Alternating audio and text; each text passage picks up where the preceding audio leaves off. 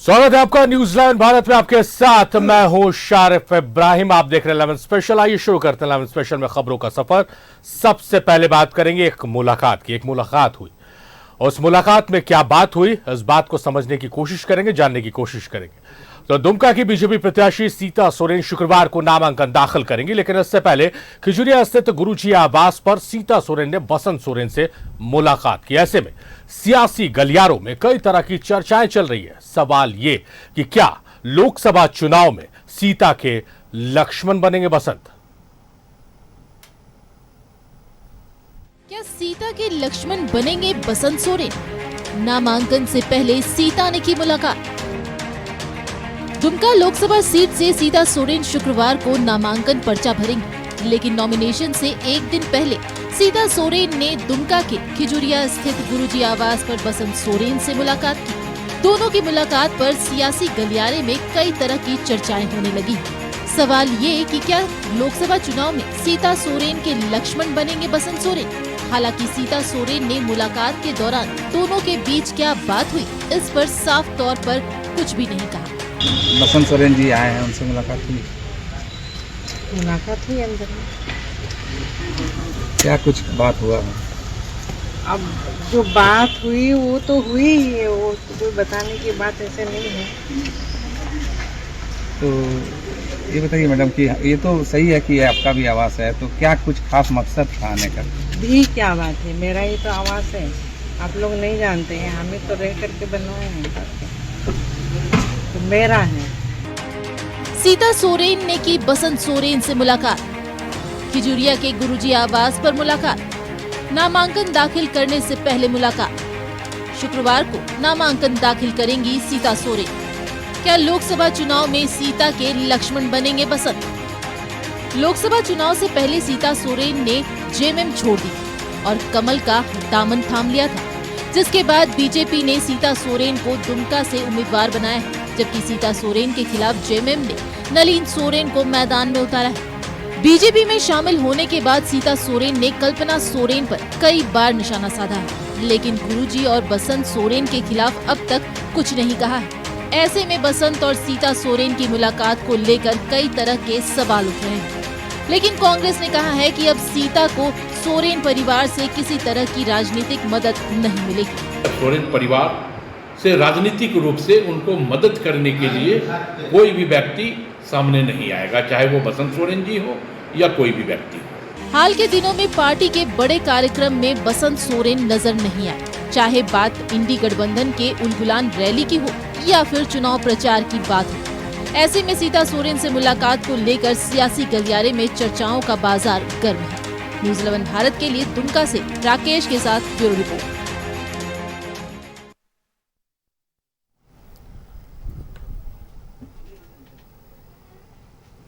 तो सीता के लक्ष्मण बनेंगे बसंत, ये सवाल के साथ इस कार्यक्रम की हम शुरुआत करेंगे। जो दर्शक अभी भी हमारे साथ जुड़े हैं उन्हें मुद्दा बता दें 11 स्पेशल का। 11 स्पेशल का मुद्दा ये है कि कल नामांकन पर्चा दाखिल करेंगी सीता सोरेन, और नामांकन पर्चा दाखिल करने से एक दिन पहले खिजुरिया स्थित शिबू आवास पर सीता सोरेन पहुंचती हैं, और जब वहां से बाहर निकलती हैं बसंत सोरेन से उनकी मुलाकात होती है। और जब मीडिया कर्मी सवाल पूछते हैं तो उनका साफ तौर पर कहना था कि क्या बात हुई है, बात तो हुई है बसंत सोरेन से, क्या बात हुई है ये आप लोगों के सामने नहीं बता सकते हैं, नहीं बोल सकते हैं। तो इसके पीछे की सियासत क्या है, इसके पीछे की सियासत जो है वो समझने की हम कोशिश करेंगे। हमारे साथ एक शानदार पैनल भी जुड़ रहा है, बहुत मजबूत गेस्ट जुड़ रहे हैं हमारे साथ, और उन गेस्ट के साथ हम अपने दर्शकों का पहले तारुफ कराएंगे और फिर चर्चा की शुरुआत करेंगे। तो हम दर्शकों से तारुफ करा दें। हमारे साथ विजय साहू जी हैं जो आजसू नेता है। विजय जी आपका स्वागत है। प्रतुल जी है, बीजेपी नेता है। प्रतुल जी बहुत स्वागत है आपका। संजय सिंह साहब हैं, कांग्रेस रिप्रेजेंट कर रहे हैं कांग्रेस को, आपका स्वागत है। और डॉक्टर तनुज खत्री हैं जो जेएमएम नेता है। सभी का स्वागत है इस चर्चा में। और शुरुआत करते हैं हम सबसे पहले प्रतुल जी से। प्रतुल जी, भविष्यवाणी की थी गोड्डा सांसद निशिकांत दुबे ने कि जून महीने में आप देखिएगा कि झारखंड की सियासत में बहुत सारे बदलाव आएंगे। बसंत सोरेन का भी नाम लिया था, सीता सोरेन तो आप लोगों के पाले में आ ही चुकी हैं, और नॉमिनेशन से एक दिन ठीक पहले बसंत सोरेन से जाकर मिलना और क्या बात हुई इस बात को मीडिया के सामने नहीं कहना, किस तौर पर आप देख रहे हैं और वो जो भविष्यवाणी हुई थी उसको भी समझते हुए? देखिए, सीता सोरेन जी शरीफ साहब अगर देखें तो हमारे पाले में ऐसे नहीं आई थी। अगर आप बैकग्राउंड देखें तो जिस तरीके की उन्होंने बातें बताई कि कैसे परिवार के भीतर, सोरेन परिवार के भीतर उनको लगातार नज़रअंदाज किया गया। दुर्गा सोरेन जी जो आंदोलनकारी थे, सीता सोरेन जी के पति थे, उनकी मृत्यु के बाद दोनों तीनों बच्चियों का लालन पोषण उन्होंने खुद से किया और परिवार से उनको कोई मदद नहीं मिला। और जब भी राजनीतिक विरासत की बात होती थी तो उनको दरकिनार कर दिया जाता था, जबकि वो 3 बार की विधायिका रह चुकी हैं। तो इन सारी परिस्थितियों से मजबूर होकर सीता सोरेन जी ने कहा कि मैंने अब उस पार्टी को छोड़ना कबूल किया जिस पार्टी को मेरे पति दुर्गा सोरेन जी ने अपने खून पसीने से सींचा था। और बिल्कुल सही है, शिबू सोरेन जी तो खैर जीएमएम के फाउंडर्स में थे, निर्मल महतो, विनोद बिहारी महतो जी के साथ, लेकिन बाद के दौर में एक नई ऊर्जा दी थी दुर्गा सोरेन जी ने। लेकिन उनकी ही पत्नी को उनके पार्टी के भीतर जिस तरीके से तिरस्कार किया गया, सोरेन परिवार में ही उन्होंने कहा कि मेरी पूरी उपेक्षा की गई, बेटियों की उपेक्षा की गई, उसके बाद उन्होंने पार्टी को छोड़ना मंजूर किया। और देखिए शरीफ साहब, हमारे जो झारखंडी कल्चर होता है ना, उसमें जो बड़ी बहू होती है परिवार की, वो माँ समान होती है, माँ का दर्जा होता है। अब जितने छोटे देवर होते हैं ना, वो उनके पुत्र समान होते हैं। तो अब आप देखें, आज की मुलाकात का राजनीतिक मतलब नहीं निकालना चाहिए। वो गई अपने पुत्र समान छोटे देवर के साथ मुलाकात करने के लिए, एक ही परिवार के सारे लोग रहे हैं, ये शिष्टाचार बैठक थी, सब चीज़ को राजनीतिक चश्मे से देखने की आवश्यकता नहीं है। लेकिन ये जिस तरीके से सोरेन परिवार का कुनबा धीरे धीरे बिखरता जा रहा है, जितनी भविष्यवाणियां हो रही है, मुझे लगता है उससे भी 2-4 कदम आगे बढ़कर ही रिजल्ट आएगा। और जिस दुमका सीट से वो कॉन्टेस्ट कर रही हैं, वो तो पिछले बार भी शिबू सोरेन जी रिटेन नहीं कर पाए थे, जिनके नाम पर झारखंड मुक्ति मोर्चा पूरे राज्य में वोट मांगती है। वो तो बड़े मार्जिन से 41-42 हज़ार वोटों से वहाँ सुनील सोरेन जी से हार गए थे। इस बार सीता सोरेन जी लड़ रही हैं, तो जाहिर तौर पर हमें पूरी उम्मीद है कि इस बार जीत का जो आंकड़ा है वो बहुत बड़ा होगा। और दुमका जो झारखंड मुक्ति मोर्चा बहुत लंबे समय से मानता था कि हमारा एक मजबूत किला है, वो तो ढह चुका, पिछले चुनाव में ही ढह चुका। इस बार उस किले को हम लोग नेस्तनाबूद कर देंगे राजनीतिक रूप से। लेकिन सीता सोरेन जी को जिन परिस्थितियों में घर छोड़ना पड़ा, और आज भी जो उनकी मुलाकात को लेकर जो कांग्रेस के प्रवक्ता का बयान आ रहा था, मुझे लगता है ये राजनीतिक मर्यादा के विपरीत है कि मदद की आवश्यकता नहीं है, मदद की उनको सोचना नहीं चाहिए सोरेन परिवार से। उन्होंने कब कहा कि वो मदद के लिए गई हैं? क्या कोई माँ समान बड़ी भाभी अपने पुत्र समान छोटे देवर से मुलाकात नहीं कर सकती? इस पर भी राजनीति, ये अशोभनीय है। मुझे लगता है ऐसी चीजों से परहेज करना चाहिए। और संथाल परगना को अगर आप ऐसे देखें तो पारंपरिक रूप से भी पिछली बार वो 3 सीटों में हम वहाँ 2 सीट जीते थे, हमारा गढ़ रहा है। ठीक है, विधानसभा चुनाव में अपेक्षाकृत सफलता हमें 2019 में नहीं मिली, पर 2014 में हमारा प्रदर्शन अच्छा था। तो उस हिसाब से देखें तो इस बार संथाल परगना की 3 सीटों पर अब लोबिन हेम्ब्रम साहब भी वहाँ ताल ठोक रहे हैं। अब मैं एक फाइनल पॉइंट आपको बताता हूँ शरीफ साहब, कैसे इनकी कथनी और करनी में अंतर होता है। अब लोंगा साहब किसी पद पर नहीं है, कोई विधायक नहीं है, सांसद नहीं है, तो उनको इन्होंने निष्कासित कर दिया पार्टी से, क्योंकि वो खुटी से लड़ रहे थे। लेकिन चमरा लिंडा साहब जो विधायक हैं और लोहरदगा से ताल ठोक रहे हैं, इनके पार्टी के विधायक होने के बाद भी कांग्रेस के एमपी के जो कैंडिडेट है उनके खिलाफ, तो उनको सिर्फ निलंबित किया गया। लोबिन हेम्ब्रम पर अभी तक कोई कार्रवाई भी नहीं हुई है। तो साफ दिखा रहा है कि झारखंड मुक्ति मोर्चा के जब सिटिंग विधायक चुनाव लड़ रहे हैं अपने पार्टी के गठबंधन के खिलाफ, तो उन्हें पता है ये डूबती हुई जहाज है, और डूबती हुई जहाज में शरीफ साहब कोई लंबी देर सवारी नहीं करता। चलिए तनुज के पास चलते हैं। तनुज, जैसा प्रतुल जी ने कहा कि देवर भाभी की मुलाकात थी, लेकिन जो मौका है लोकसभा चुनाव का, तो हर चीज चुनावी चश्मे से हम देखते हैं। और जैसा उन्होंने कहा भी कि मीडिया से बात करी थी कि अंदर क्या बात हुई वो बताना जरूरी नहीं है, वो बताने की बात नहीं है। तो ये बयान देकर उन्होंने और जो सस्पेंस है उसको बढ़ा दिया। अगर ये कहती कि भाई मेरा देवर है, हम अपने देवर से मिलने आए थे, अपने लोगों से मिलने आए थे, तो बात वही की वही खत्म हो जाती, शायद हम इस मसले पर चर्चा भी नहीं करते होते। किस रूप में आप देख रहे हैं इस मुलाकात को और उस मुलाकात के बाद के बयान को? देखिए शारिफ जी, सबसे पहले तो राज्य के अंदर में चुनाव चल रहे जी, सभी प्रत्याशी हैं अपने अपने दल के, और ये एक लोकतांत्रिक अधिकार भी है भारत का नागरिक होने का कि कोई कहीं से भी चुनाव लड़ सकता है और कोई भी दल किसी को भी प्रत्याशी बना सकता है अपना। और अब आते हैं आज के आपके विषय पर जी, कि आदरणीय सीता सोरेन जी ने मुलाकात की अपने परिवार के लोगों से, तो इसमें हम समझते हैं कि राजनीति नहीं होनी चाहिए। अगर सबसे पहली बात तो वो सोरेन परिवार की बहू है, इस बात से तो किसी को कोई नकारा नहीं जा सकता है ना। और इसके पहले भी जी पिछले दिनों जब नेमरा में जो श्राद्ध क्रम हुआ, उसमें माननीय मुख्यमंत्री हेमंत सोरेन जी भी कोर्ट के अनुमति से शामिल हुए, उसमें भी वो शामिल हुई थी सीता सोरेन जी। और अगर कल उनको नामांकन करना है या आने वाले समय में करना है या जो भी प्रक्रियाएं हैं जी, और आपने तो झारखंड ने तो देखने का काम किया है कि कोई भी मुख्यमंत्री बन जाए झारखंड के अंदर में, चाहे वो किसी भी दल का हो, गुरुजी का आशीर्वाद क्या लेने से कोई चूका है क्या? क्या कोई चूका है? नहीं चूका है। तो गुरुजी का आशीर्वाद तो सब लोग लेते हैं, चाहे वो किसी दल के हों नहीं हो, सबकी चाहत होती है कि उनका आशीर्वाद मिले। लेकिन आप चूंकि बसंत सोरेन जी का जिक्र कर रहे हैं जी, मैं आपको उनका, जब वो दुमका की सभा में थे, आपके चैनल ने भी कवर किया था कि उन्होंने स्पष्ट रूप से कहा था कि जब चुनाव के अंदर में होते हैं तो कोई रिश्ते नाते की बात नहीं होती, कोई चाचा भतीजा नहीं होता है, प्रत्याशी होते हैं। और झारखंड मुक्ति मोर्चा के प्रत्याशी हैं वहां पर, वो चुनाव लड़ रहे हैं और उसके विपक्ष में भारतीय जनता पार्टी के प्रत्याशी होंगे, तो वो फाइट देने का काम होगा और चुनाव जीतने का काम हम करेंगे। इसमें परहेज कहां है? इसमें शंका, शक और शुबा की कहां बात है?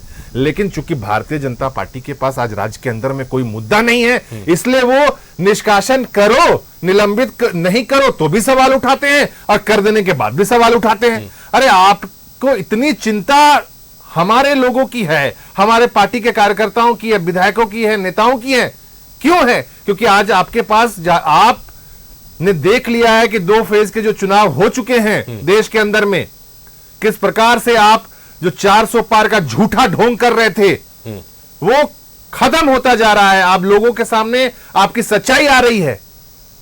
तो आप डरे हुए हैं, भारतीय जनता पार्टी डरी हुई है और इसी डर के कारण शायद फिर से प्रधानमंत्री जी आने का प्लानिंग कर रहे हैं। नहीं, ये तो है कि लीडर्स की बहुत लंबी फेहरिस्त है बीजेपी के पास, तो बड़े बड़े नेताओं का आगमन हो रहा है। हालांकि उसमें हम जाएंगे। क्या लंबी फेहरिस्त है? एक नेता के अलावा किसी का नाम बता देंगे तो कोई नहीं बता पाएगा। अच्छा। अभी किसी मंत्रालय का मंत्री पूछ दिया जाएगा तो नहीं बता पाएंगे, गूगल करना पड़ेगा। अच्छा, अब संजय, एक ही नेता के नाम पर तो पंचायत का चुनाव लड़ते हैं, छात्र संघ का चुनाव लड़ते हैं देश के विश्वविद्यालय के अंदर में। ये क्या बात करेंगे? संजय सिंह जी का रुख करते हैं। संजय जी, जो प्रतुल जी ने बात उठाई और तनुज ने भी उसका जिक्र किया है, हालांकि हम मुद्दे से थोड़ा भटक रहे हैं, लेकिन सवाल लाजमी है कि जिस तरह से आप लोग प्रेशर बना रहे थे, आप लोग कह रहे थे कि चमरा निन्ना को निलंबित किया जाए, कार्रवाई की जाए। 29 तारीख का डेट आप लोगों को जेएमएम की तरफ से मिला। इसी स्टूडियो में जेएमएम के प्रवक्ता जुड़े थे, उन्होंने कहा कि 29 तारीख को नामांकन वापसी का तिथि है, उसके बाद 7 तारीख को निलंबित किया गया और बसंत लोगा को निष्कासित कर दिया गया। राजमहल से टाल ठोक रहे हैं, लॉबिन हेम्ब्रोम, कोई कार्रवाई नहीं। क्यों ऐसे बैकफुट में आप लोग चल रहे हैं? देखिए, राजनीति में कई बार ऐसा होता है कि व्यक्तिगत महत्वाकांक्षा से पार्टी के लाइन को वैसे भी नेता छोड़ते हैं जो जानते हैं जी कि इतने वर्षों तक हम उस पार्टी में रहे हैं और ऐसा करके हम अपना ही जो अतीत है और भविष्य है दोनों पर प्रश्न चिन्ह लगाने वाले हैं। क्योंकि जब आप जनता के पास जाते हैं नए संस्करण में, तो जनता जान जाती है कि आप पुराने परिचय को छोड़ना चाहते हैं। पुराना परिचय पीछा नहीं छोड़ता है, किसी का परिचय जो है वो हमेशा उसके साथ चलता है। तो हम ये मानते हैं कि ऐसे कई सीट हमारे 19वीं लोकसभा में हैं जहां पर इस तरह के चुनाव हो रहे हैं, जहां पर लगता है कि इस तरह के परिस्थितियों में ये प्रत्याशी क्यों आया और ये प्रत्याशी क्यों नहीं नामांकन अपना वापस ले रहा है। लेकिन मुझे ये पता है कि चुनाव जब मुद्दों पर होगा तो मतदाता अपना मत देगा मन बनाकर। और आप देख रहे हैं 3 फेज के बाद एक बात समझ में आ रहा है कि हमारा कैंपेन जो है वो मुद्दों पर है। कांग्रेस बात कर रही है जमीनी मुद्दों की, हम जनवादी मुद्दों को उठाते हैं, रोजगार, बेरोजगारी, किसान की आय की बात करते हैं, MSP गारंटी की बात करते हैं, महिला सुरक्षा की बात करते हैं, 5 न्याय की बात करते हैं, अपने न्याय पत्र की हम हर एक पहलू पर बात करते हैं। और एक तरफ हमारी व्याख्या है राजनीति की और दूसरी तरफ आप देख रहे हैं कैसे स्तर गिरते जा रहा है संवाद का, भाषा का, माननीय प्रधानमंत्री जी का। वो प्रधानमंत्री जी जो अभी कुछ मतलब समय से जो उनका एक काल रहा है, विश्व के पटल पर भारत का एक छवि बना रहे थे, और वही अंतर्राष्ट्रीय मीडिया चिंतित हो रहा है उनकी भाषा से, क्योंकि ये भाषा अब कोई आंचलिक भाषा नहीं है कि छोटे छोटे अखबारों में छपेगी और लोकल चैनल्स पे आएगी। दुनिया भारत के सबसे बड़े लोकतंत्र होने के चलते देश के प्रधानमंत्री की भाषा को बहुत गौर से सुनता है, उसकी व्याख्या भी करता है। तो मुझे लगता है कि हमारे प्रदेश में भी आदिवासी यहाँ के विशेषकर इस बात से बहुत चिंतित हैं कि बीजेपी उनको कभी भी ईमानदारी से आदिवासी नहीं समझा है। कई बार आप देखेंगे वनवासी कहकर उनको एक ऐसे संकट में डालता है कि वो मुड़ के देखते हैं अपने इतिहास को और पूछते हैं। जनजातीय गौरव दिवस बीजेपी चला रही है। नहीं, अब तो बदल रहा है ना उनका रुख, क्योंकि वनवासी कल्याण केंद्र भी चल रहा है और वनवासी कल्याण केंद्र अपना नाम आदिवासी कल्याण केंद्र अभी तक नहीं रखा है।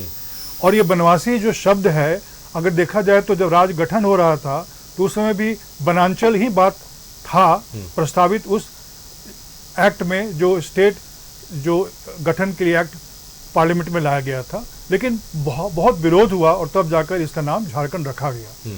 तो सरना कोड हो या झारखंडी अस्मिता में मूलवासी आदिवासी का पहचान हो, बीजेपी को समझना होगा कि अपने को जोड़े उस सरोकार से जो झारखंड का विरासत है। और रही बात इस मुलाकात की, तो संजोग से मैं इस परिवार को थोड़ा जानता हूं, क्योंकि मैं गुरुजी का, शिबू सोरेन जी का, आदरणीय शिबू सोरेन जी का मैं आप सचिव था 2 साल तक। तो इस परिवार में व्यक्तिगत रिश्ते बहुत अच्छे रहे हैं। जैसे हमारे यहाँ समान तौर पे सामाजिक रिश्ते, व्यक्तिगत रिश्ते, हमारा जो परिवेश है, कल्चर इस देश का, परिवार में होता है कभी कभी थोड़ा मतभेद, लेकिन शिष्टाचार रहता है, तो वो दिख रहा है। ये शिष्टाचार भेंट नहीं थी, जो वो बताने की बात नहीं, वो बयान को हम कोट कर रहे हैं जो सीता सोरेन ने कहा, वो दिखाया भी हमने। बहरहाल हम विजय साहू जी का रुख करते हैं। विजय जी, जिस तरह से लगातार इस चुनाव में, पर्टिकुलर इस चुनाव में हम देख रहे हैं कि विपक्ष की तरफ से आप लोगों पे आरोप लग रहा है कि मुद्दों के आधार पर आप लोग चुनाव नहीं लड़ रहे। आप लोगों ने क्या काम किया, एनडीए की बात करें, क्या काम किया, उसको जनता के पास नहीं लेके जाया जा रहा है, और ऐसे मुद्दों को एड्रेस किया जा रहा है इस पर्टिकुलर चुनाव में जिसका जनता से कोई सरोकार नहीं है। धन्यवाद। जहाँ तक सवाल मुद्दों का है जी, तो एनडीए पूरे मुद्दों के साथ इस चुनाव में है, और हम लोग वो हर विषय को उठा रहे हैं जो यशस्वी प्रधानमंत्री ने इस देश के लिए किया है। आप देखेंगे कि 25 करोड़ लोगों को जो एक्सट्रीम पॉवर्टी लाइन से नीचे थे उनको ऊपर लाने का काम हम लोगों ने किया है। 11 करोड़ शौचालय देने का काम किया, 19 करोड़ लोगों को नल से जल देने का काम किया। इन तमाम विषयों के साथ लोगों के पास हम लोग जा रहे हैं। अभी नौजवान साथियों का बात करेंगे या माने हाईटेक युग का बात करेंगे, तो 84 करोड़ लोगों के हाथों में स्मार्टफोन आज के डेट में, वो किसके बदौलत हुआ? एनडीए सरकार, मोदी जी के बदौलत। आप देखेंगे कि 90 करोड़ लोगों के पास इंटरनेट कनेक्शन है। आप अभी जो हम लोग जो गारंटी देते हैं अनाज का, वो सबको मिल रहा है। और आप गांव ग्राम में भी जाके आप पूछेंगे बूढ़ी दादी से, तो सिर्फ वो अगर लीडर को इस देश में पहचानता है, पूरा जनता यहाँ की पहचानती है, तो वो मोदी जी को पहचानते हैं। योगी जी का फोटो अगर बच्चा को भी दिखाएंगे तो बोलेंगे योगी जी है, लेकिन राहुल जी का फोटो जो ही बच्चा के पास ले जाइएगा, राहुल जी को रिकॉग्नाइज भी नहीं कर पाता है बच्चा, क्योंकि तथ्यों के आधार पर राहुल जी कुछ बोल नहीं पाते हैं और थोड़ा हास्यास्पद बातों को रखते हैं। अभी झारखंड प्रदेश में आए थे चाईबासा में, आप देखिएगा कि कितने रिपीटेड भाषण, ऐसे व्यक्ति को प्रधानमंत्री तब तो ज्यादा बच्चों को पहचानना चाहिए। हास्यास्पद बात करते हैं अगर तो विजय जी नहीं पहचानते हैं ना, वो सीरियस नहीं लेते हैं ना। देश में प्रासंगिक नहीं रह गए हैं राहुल गांधी जी, और उनको लेकर के पूरा आप इंडी गठबंधन उनको आगे करके अगर चुनाव लड़ रहा है तो हमको लगता है कि उनका भगवान ही मालिक है। और आप देखेंगे झारखंड के परिप्रेक्ष्य में आदरणीय सुदेश कुमार महतो जी और एनडीए के तमाम लीडर पूरे तत्परता के साथ लगे हुए हैं कि लोगों को जिस आधार पर यशस्वी प्रधानमंत्री ने 10 साल में काम किया है उसको लोगों के बीच में ले जाने का काम कर रहे हैं। मुद्दा तो इनके पास नहीं है, जबरदस्ती का 1 लाख आप समझिए कि आदिवासियों को 1 लाख का लोभ दे करके आदिवासी समाज का अपमान करने का काम कर रहे हैं।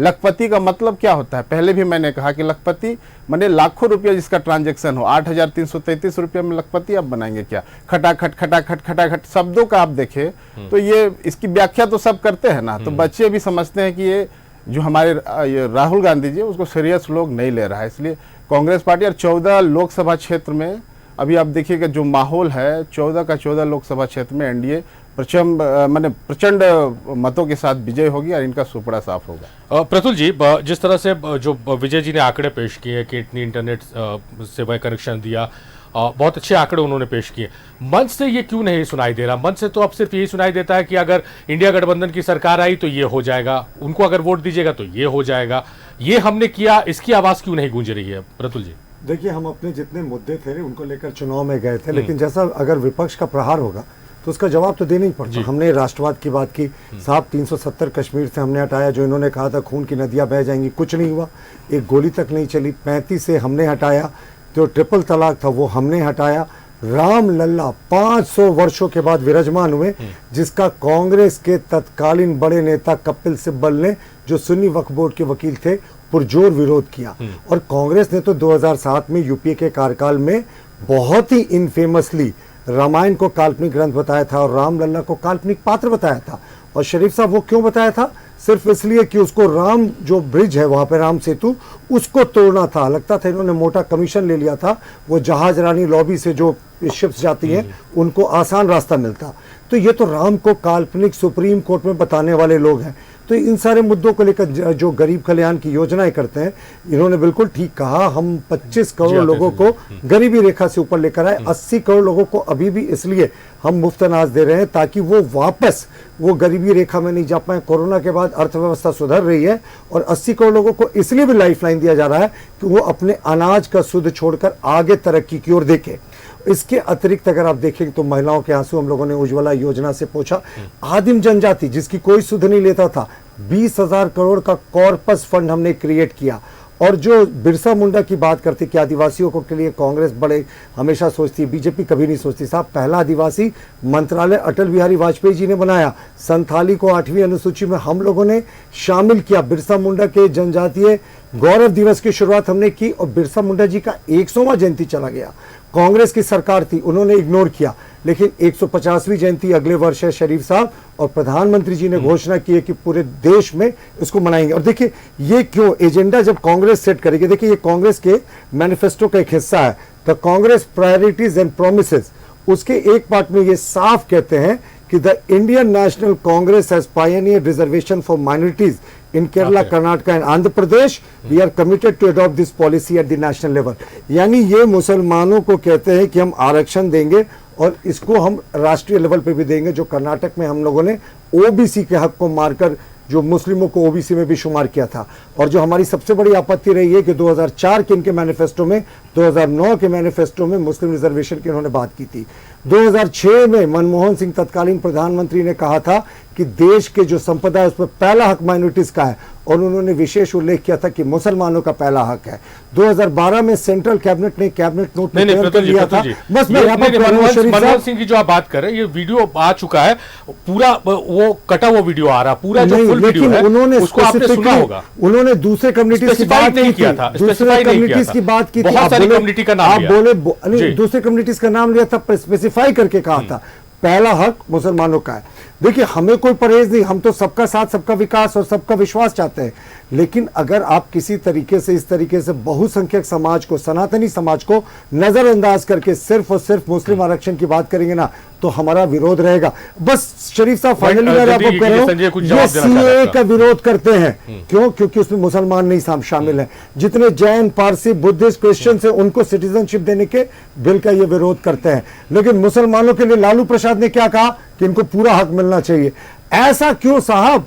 हक जो मिले वो संविधान के दायरे में मिले। अब कम्युनिटी रिलीजन आधारित, तो संविधान के जो रचयिता थे बाबा साहब अंबेडकर, उन्होंने खारिज कर दिया था कि रिलीजन के आधार पर आरक्षण नहीं होना चाहिए। फिर कांग्रेस आज रिलीजन के आधार पर आरक्षण की क्यों बात कर रही है?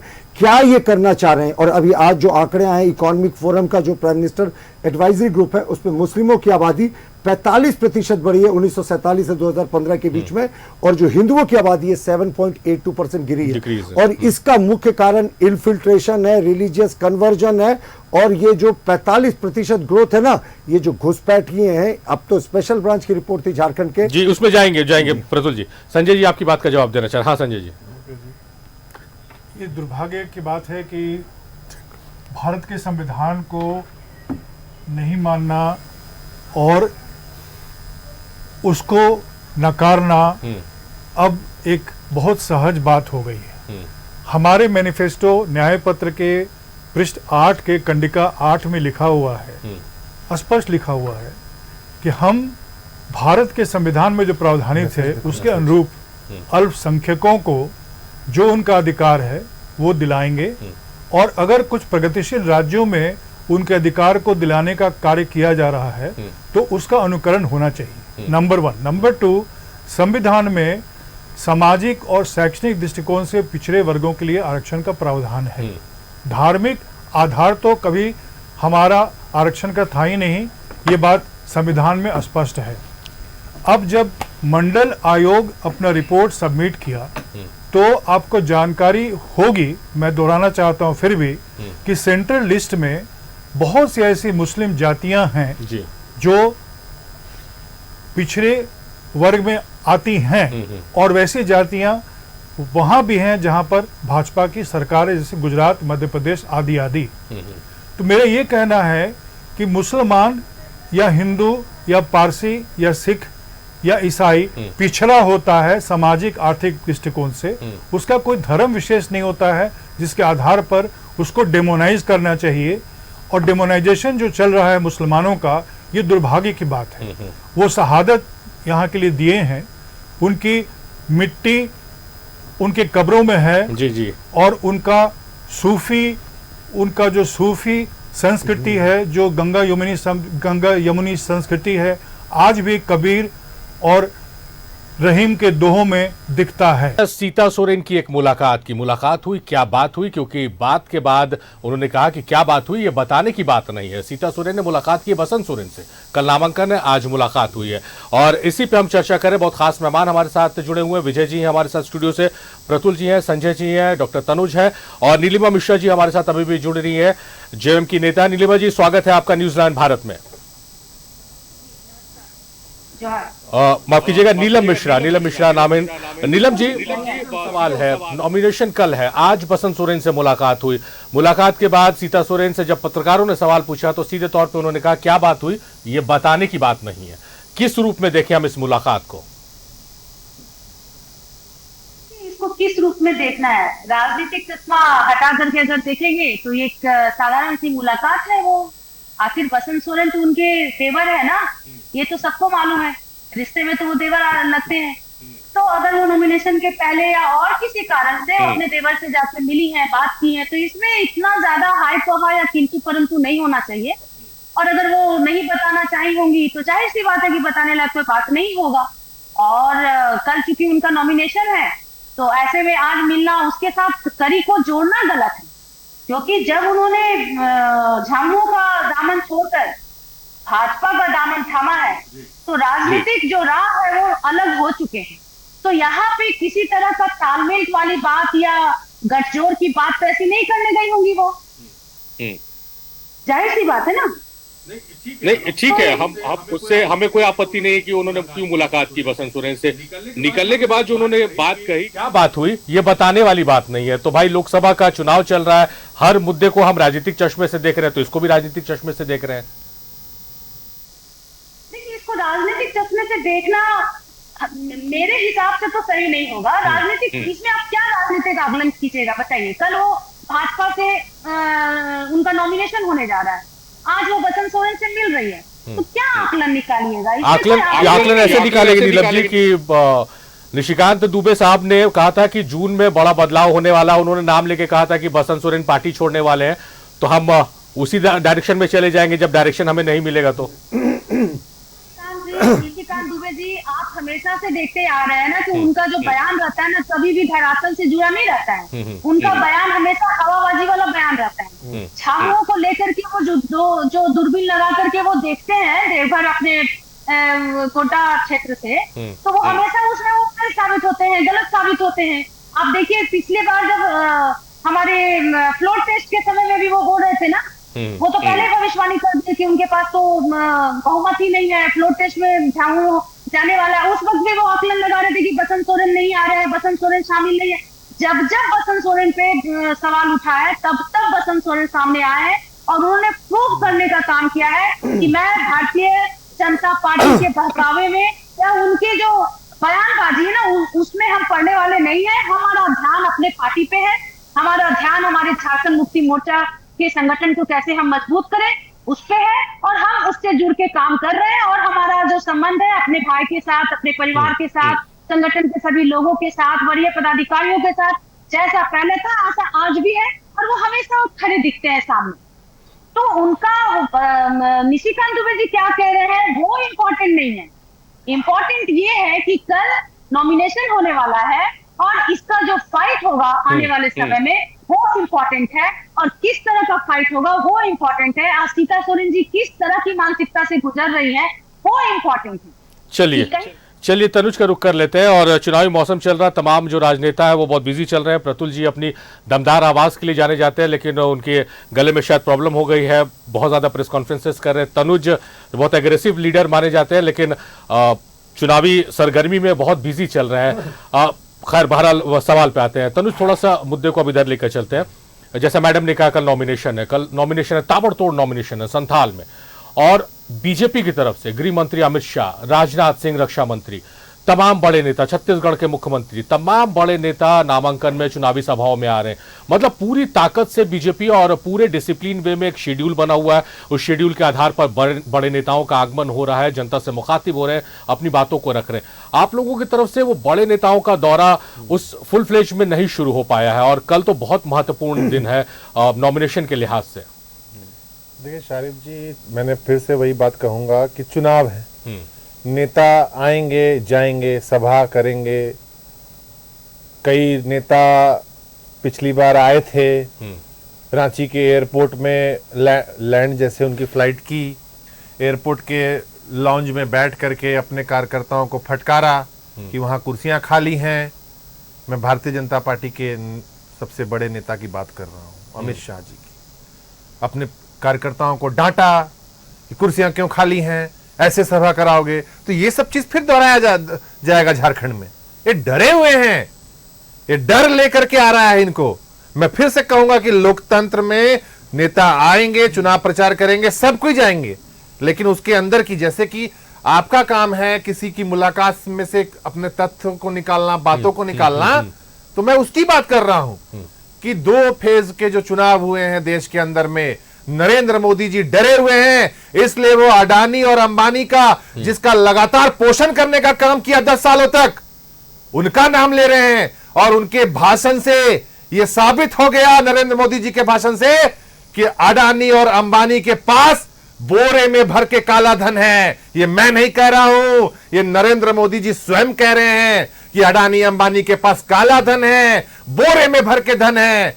तो ये अब आप उनको नहीं बचा पाएंगे नरेंद्र मोदी जी। आप जाने वाले हैं और अब जाते जाते अपने अडानी और अंबानी से पीछा छुड़ा रहे हैं। ये तो वैसे लोग निकल गए जिनको लगातार मदद करने का काम किया, जिनका लगातार लोन माफ करने का काम किया, ऋण माफ करने का काम किया। अब उनका नाम ले रहे हैं राजनीतिक मंचों से, ये बता रहे हैं कि अब तुम जाओ, कांग्रेस की तरफ जाओ, अब हवा बदल रही है, देश की लेवल की बात हो रही है, अब तुम इंडिया के गठबंधन की तरफ जाओ, उनके पास जाओ, क्योंकि मोदी जी तो अब जा रहे हैं और जैसा उन्होंने कहा था कि झोला उठाऊंगा, मैं तो फकीर आदमी हूं, चला जाऊंगा, तो देश की जनता उनको भेजने का काम कर चुकी है और आने वाले जो चरण बचे हुए हैं वो सुनिश्चित करेगा। चुनावी कार्यों में बहुत बिजी थे, मैंने कहा जैसा कि बहुत थके हुए लग रहे हैं, फिर अपने रंग में आ गए उस बात के बाद। प्रतुल जी बताया नहीं आपने, तनुज बता रहे हैं कि कुर्सियां कहाँ खाली रह गई थी, आपने इस बात को शेयर नहीं किया? नहीं, देखिए, ये अगर आपका प्रश्न हो तो मैं इसका जवाब दे सकता हूँ, पर मैं ये चूंकि आपका प्रश्न नहीं है, ये तनुज जी का प्रश्न है, तो मैं अपनी बात कहना चाहता हूँ। देखिए, इस चुनाव में जो मुख्य मुद्दा होगा झारखंड से रिलेटेड, वो करप्शन भी है। आदिवासी मूलवासियों के नाम पर, ये सत्ता देने के नाम पर ये सरकार आई थी, और किस तरीके से इन्होंने आदिवासी मूलवासियों को ठगा। आदिवासियों का मतलब इनके लिए सिर्फ और सिर्फ सोरेन परिवार था। माफ कीजिएगा, तभी तो जब माइनिंग लीज देने की बात होती है तो मुख्यमंत्री जी ने इतिहास रचा। कोई मुख्यमंत्री ने माइनिंग मंत्री रहते खुद माइनिंग लीज अपने नाम नहीं ले लिया था, वो उन्होंने कर लिया। अपनी पत्नी को लैंड लीज दे दिया, लेकिन सिर्फ पत्नी तक नहीं रुके, ससुराल में भी बैलेंस किया साहब, साली को भी लैंड लीज दे दिया, अपने भाई को भी माइनिंग लीज दे दिया, पंकज मिश्रा जी की पत्नी को भी दे दिया, जो विधायक प्रतिनिधि थे इनके बरहेट से, जो 2 सालों से जेल में लेकिन अभी तक नहीं हटे। 70,000 करोड़ का घपला घोटाले का आरोप लगा। एक मुख्यमंत्री 40 घंटे तक मिस्टर इंडिया के तरह अदृश्य रहा। राजभवन ने जब डीजीपी, चीफ सेक्रेटरी और होम सेक्रेटरी को बुलाया तो उन्होंने कहा 40 घंटों से हमारा जो मुख्यमंत्री हैं उनसे कोई संपर्क नहीं है। मुख्यमंत्री किसी फरार अभियुक्त की तरह 40 घंटे तक गायब, तो उसके बाद प्रकट होते हैं। और जिस दिन ईडी की पूछताछ होती है, देखिए सारे राजनीतिक मर्यादाएं तोड़कर उस दिन ईडी पर SC ST का फर्जी केस किया जाता है, और उस अरेस्टिंग नहीं करने के नाम पर उस समय होम सेक्रेटरी को हटा दिया जाता है, उसी दिन जब इंक्वायरी चल रही थी। तो इस सरकार में आदिवासियत का मतलब सिर्फ और सिर्फ सोरेन परिवार है, जैसा मैंने पहले कहा आपको। और इन्होंने कैसे ठगा साहब, महिला उत्पीड़न की संख्या झारखंड के 24 वर्षों में इस रिकॉर्ड तक नहीं पहुंची थी। 6200 से ज्यादा रेप केसेस हुए हैं, 1/3 से ज्यादा रेप केसेस उसमें आदिवासी बेटियों के हैं, और सिर्फ 60% केसेस में आज तक चार्जशीट दाखिल हुआ है। ये किसी भी सरकार को शर्मसार करने वाला आंकड़ा है। 7% केस, जबकि इसके लिए टाइम बाउंड होता है कि इतने समय के भीतर आपको चार्जशीट दाखिल करना होता है, वरना उसको बेल मिलने में प्राथमिकता मिल जाती है। तो हमारा मानना इस सरकार का जो करप्शन का रैकेट रहा है ना, ये इस सरकार पर भारी पड़ेगा। और अब तो इनके परिवार के भीतर विद्रोह हो गया, अब तो इनके विधायक विद्रोह कर रहे हैं। क्या होता है ना शरीफ, जिस समय सुनामी आती है ना, तो उस समय कोई उसके सामने नहीं टिकना चाहता। एक एक करके इनके विधायक भी किनारा कर रहे हैं। और मैंने कहा ना, तो उस समय बड़ा गुस्सा आया कि भाई एक को निलंबित किया, लोंगा को माफ कीजिएगा निष्कासित किया, लेकिन अभी एक विधायक जो थे उनको निलंबित किया। गुना एक, सजा का दायरा अलग। और मैं अभी कांग्रेस के अपने विद्वान मित्र को सुन रहा था, उन्होंने बताया कि कांग्रेस ने कहीं भी जो है सो ये मुस्लिम के लिए आरक्षण की बात नहीं की थी। देखिए, कांग्रेस ने मुस्लिम नहीं, माइनॉरिटीज के लिए साफ कहा था। और जिन प्रदेशों का इन्होंने जिक्र किया, उसमें प्रदेशों का जिक्र करना जानबूझकर छोड़ दिया, क्योंकि उसमें एक प्रमुख कर्नाटका था, जहां इन्होंने SC ST OBC के आरक्षण में मुस्लिम को शुमार कर लिया। इनका कहना था कि मंडल कमीशन को हमने लागू किया। देखिए, मंडल कमीशन की रिपोर्ट का ये पेज देखिए, जिसमें स्पष्ट लिखा है कि जो गैर हिंदू धर्म के लोग हैं उनको उनके वंशानुगत पेशे, यानी जातीय आधार पर जो उनका पेशा है, धोबी, तेली, धीमर, नाई, गुज्जर, कुम्हार, लोहार, दर्जी, बढ़ई आदि के आधार पर आरक्षण मिलेगा। लेकिन ये तो उसके विपरीत, मंडल कमीशन के रिपोर्ट के विपरीत ये कह रहे कि नहीं साहब, सोशल और इकोनॉमिक बैकवर्डनेस देखेंगे, कास्ट शब्द का प्रयोग नहीं किया इन्होंने अपने मैनिफेस्टो में, जबकि सुप्रीम कोर्ट ने मंडल कमीशन की रिपोर्ट को अपहोल्ड करते हुए कहा था कि कास्ट जो है मंडल कमीशन में क्राइटेरिया वो बिल्कुल ठीक। फाइनली शरीफ, मंडल कमीशन की रिपोर्ट तो 1980 में BP मंडल साहब ने जमा कर दी थी। कांग्रेस की 2 ब्रूट मेजोरिटीज की सरकारें थी, स्वर्गीय इंदिरा गांधी, स्वर्गीय राजीव गांधी के नेतृत्व में। 10 वर्षों तक कांग्रेस ने इसको दबा कर रखा, इसको इंप्लीमेंट नहीं किया साहब। 1990 में जब विश्वनाथ प्रताप सिंह ने कहा इंप्लीमेंट किया, तो 17 सितंबर 1990 को लोकसभा में राजीव गांधी ने point by point Mandal commission का विरोध किया और कहा यह देश को बांटने वाला है। बात हो रही है एक मुलाकात की जो सीता सोरेन ने की है, बसंत सोरेन से मुलाकात हुई। उस मुलाकात में क्या बात हुई है, यही जानने और समझने की कोशिश कर रहे हैं। हालांकि ब्रेक में जाने से पहले मुद्दे से थोड़ा हम डाइवर्ट किए थे और संजय जी के पास गए थे। प्रतुल जी ने जो बात कही थी उसका जवाब देना चाह रहे थे। संजय जी, मुख्यतः ये मेरा पक्ष है, मेरी पार्टी का पक्ष है जी। जब आप समझिए या मेरा दायित्व समझिए, कर्नाटक में जो आरक्षण दिया गया था जी मुसलमानों को, वो देवेगौड़ा की सरकार में दी गई थी। बोमई की सरकार ने उसको निरस्त कर दिया। विषय गया सुप्रीम कोर्ट में, सुप्रीम कोर्ट ने पुराने आरक्षण को बहाल कर दिया, पूर्ण विराम। आंध्र प्रदेश में TDP की सरकार ने 5% आरक्षण दिया मुसलमानों को। आज हमारे प्रधानमंत्री कांधे से कांधे मिलाकर चंद्रबाबू नायडू के साथ प्रचार कर रहे हैं। ये जो डबल स्पीक है बीजेपी का, ये जो हिपोक्रेसी बीजेपी का है कि जहां कन्वीनियंस है पॉलिटिकल, वहां आप नैरेटिव को चेंज करें, और जहां हिंदी पट्टी में आपको आग लगाना है हिंदू मुस्लिम करके, वहां उस भाषा का प्रयोग करें। मीट मछली से मंगलसूत्र, यहाँ तक कि भैंस का बंटवारा होना शुरू हो गया। तो हमको अब तो लगता है कि इस भाषा को ये पीढ़ी तो सुन रहा है, जो नई पीढ़ी है, ये जो इंटरनेट की कनेक्टिविटी की बात हमारे मित्र बोल रहे थे, वो नई पीढ़ी सुन रहा है कि हम इस भाषा को सुने, कि हम उस भाषा को सुने जो देश का पहला प्रधानमंत्री दिया था, at the stroke of the midnight when the world sleeps India awakes to light and freedom. Pandit Jawaharlal Nehru का इस स्पीच को याद रखें, कि उस स्पीच को याद रखें जो हर मन से दिया जा रहा है, और हम लोग सर को झुका रहे हैं, क्योंकि अब सर झुकाने के अलावा कुछ बचा भी नहीं। बहुत महत्वपूर्ण बात संजय जी ने कही, बहुत कम शब्दों में। 10 सेकंड प्रतुल जी हम आएंगे, विजय जी के पास बहुत देर से नहीं गए हैं, आप विजय जी का टाइम काट रहे हैं। उसके बाद अब मुझे जी जी 10 सेकंड देखिए, इन्होंने कहा था कि अंतर्राष्ट्रीय मीडिया जो है उसमें क्या बदनामी हो रही है देश की, तो इनके शहजादे के हरकतों को भी देखिए, अंतर्राष्ट्रीय जो राजनीतिक पटल उस पर क्या बदनामी हो रही है। ये जो तस्वीर है, ये राहुल गांधी की ब्रिटिश एमपी जेरेमी कोर्बिन के साथ है लंदन में, जिन्होंने कश्मीर को डिस्प्यूटेड टेरिटरी बताया था। गले में हाथ है, देखिए वो बाहों में बांध, दोनों एक दूसरे के गलबैया करके खड़े हैं। तो जब इंटरनेशनल मीडिया की बात करते हैं ना, तो इनको ये सारी बातें भी सोचनी चाहिए। चलिए विजय जी के पास चलते हैं, बहुत देर से हम उनके पास नहीं गए। विजय जी, जिस तरह संजय जी ने जो बात कही कि जो मुद्दों से हट रहे हैं हम, और जो बयान हो रहे हैं, बिलो द बेल्ट वार हो रहा है, किस रूप में आप देखते हैं इस पर्टिकुलर चुनाव में इसमें इजाफा हुआ है, और तमाम तरफ से, सिर्फ किसी एक दल का नहीं, पक्ष विपक्ष दोनों की तरफ से एक ही तरह के हालात देखने को मिल रहे हैं? देखिए, पिछले बार डिबेट में हम लोग बैठे थे, राहुल जी का चाईबासा दौरा हुआ था, एक बहुत अहम विषय आया था कि राहुल जी संविधान की किताब को पकड़ करके वो संविधान बचाने का बात कर रहे थे कि मोदी जी फिर से आएंगे तो संविधान खतरे में चला जाएगा, संविधान खत्म हो जाएगा, लोकतंत्र बर्बाद हो जाएगा। हम एक आम प्रवक्ता के नाते ने, एक आम इंसान, एक आम नागरिक के नाते हम सोचते हैं कि मोदी जी के बारे में जब आप आकलन करेंगे तो गुजरात के बट शहर के बुद्धिस्ट शहर से आते हैं, वो एकदम आम परिवार से, और वहाँ से आने के बाद 30 साल तक उनका कोई विशेषाधिकार नहीं था। बहुत संघर्ष किए, और संघर्ष का बदौलत आज लोकतंत्र के कारण, लोकतंत्र और हमारा जो संविधान है उसके कारण, अगर सबसे बड़ा बेनिफिशियरी कोई है इस लोकतंत्र का तो मोदी जी हैं। तो फिर मोदी जी पर आरोप लगाना कि लोकतंत्र उनसे खतरा है, उनको खतरा है लोकतंत्र से, तो जिसको ज्यादा लाभ हुआ इस लोकतंत्र से, वो कैसे लोकतंत्र को बर्बाद करेगा? पहला चीज। दूसरा चीज, अभी आप देखेंगे कि मैं आजसू का प्रवक्ता हूँ, सुदेश कुमार महतो जी हमारे लीडर हैं, आप बहुत शाइनिंग लीडर है झारखंड के। अभी आप देखेंगे कि आप इंडी गठबंधन का बात करेंगे तो आप मुलायम सिंह यादव की पार्टी, जो समाजवादी पार्टी, स्वर्गीय मुलायम सिंह, उनका बेटा अध्यक्ष। कांग्रेस में कौन अध्यक्ष होंगे तो इन फ्यूचर राहुल गांधी अध्यक्ष होंगे। आरजेडी में कौन अध्यक्ष होंगे तो हमारे तेजस्वी या तेज प्रताप होंगे।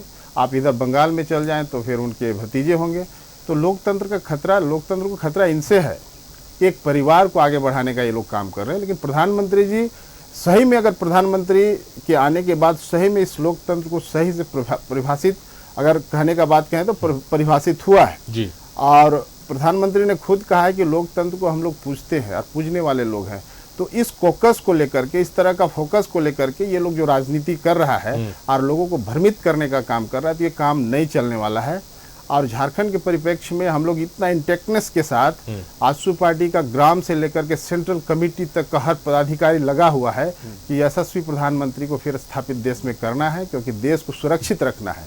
आप एक गरीब महिला से जाके पूछिएगा, आप आम आवाम से पूछिएगा, एकदम मेंटली सब प्रिपेयर्ड है। ये लोग झूठ मूठ का आडंबर कर रहे हैं और प्रचार कर रहे हैं, और हमको लगता है कि चुनाव बाद बहुत पछताएंगे कि इतना मेहनत, इतना पसीना हमने बहाया।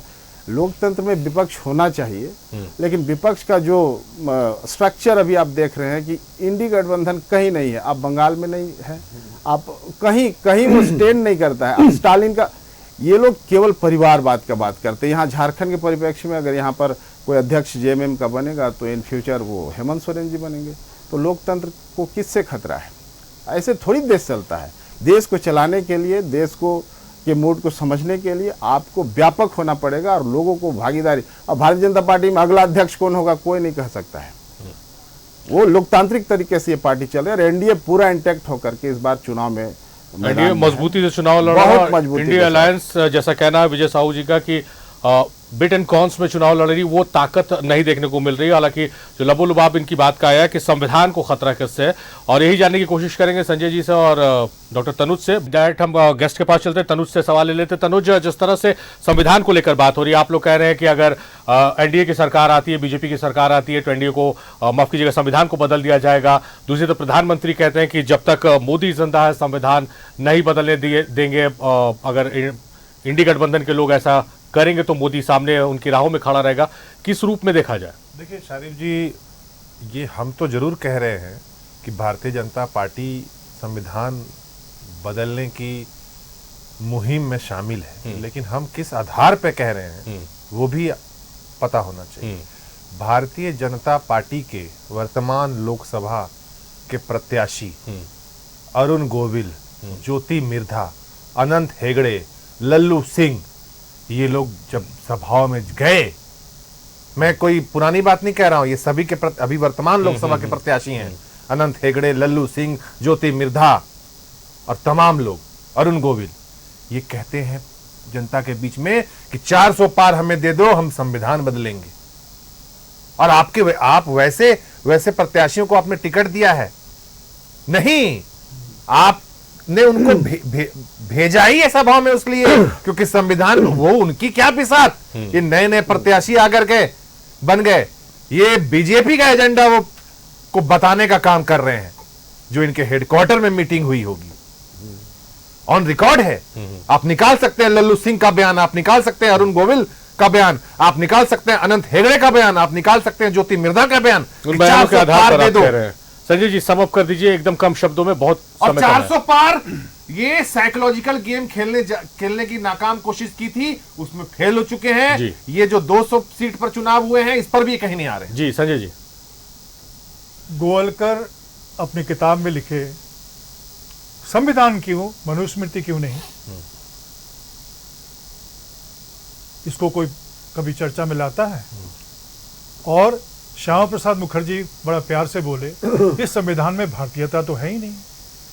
तो हमारी चिंता इसलिए नहीं है कि बाबा साहब अम्बेडकर का संविधान को सिर्फ जलाया गया था, हो सकता वो सांकेतिक हो सकता कोई बहका हुआ कार्यकर्ता हो महासभा का, आरएसएस का, बल्कि इनके चिंतन में हमेशा एक अंतर विरोध रहा है। क्योंकि मनुस्मृति, मनुवादी व्यवस्था, जो सामाजिक बनावट है हिंदू समाज का, वो बिखरता दिख रहा है इनको। और हम लोग बार बार कह रहे हैं कि तुम आंकड़े दिखलाओ उनके जो हाशिए पर हैं, क्यों नहीं जातीय जनगणना कराते हो? उनकी स्थिति को जानना जरूरी है कि उनके सामाजिक आर्थिक स्थिति कैसी है 70 वर्षों के बाद।